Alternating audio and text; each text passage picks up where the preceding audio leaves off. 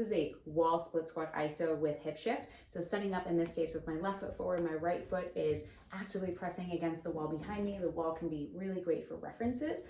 As I move into this hip shift position, I'm gonna watch that I'm not hiking either hip, but instead thinking about that movement kind of sitting into the hip. You can almost think about your belt buckle coming towards your inner thigh as you sit into that hip shifted position. So in the lunge, coming down and up like an elevator, not an escalator, and hinging forward. So first off, I'm gonna come into that lunge position and I'm gonna add that hip shift. So reaching forward, if that's helpful for you, thinking about coming down, allowing the knee to come forward and sensing and feeling the arch and the nice tripod foot.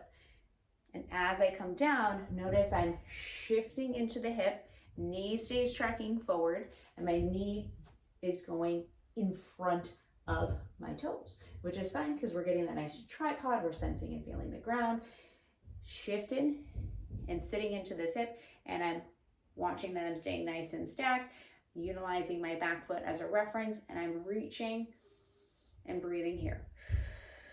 So from the side, looks a little like this.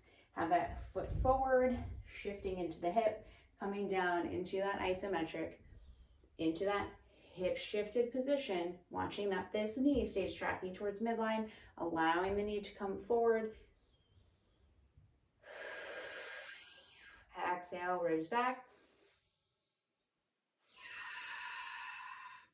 One thing that you may want to keep in mind, this is relevant for me, is I tend to be in this more kind of like femurs going this way or this way, tibias going this way. So it can be really helpful to think as you go down into this split squat to keep this knee kind of tracking over that second toe. So this knee may want to come in a lot. So I want you to think about keeping that knee tracking right over that second toe.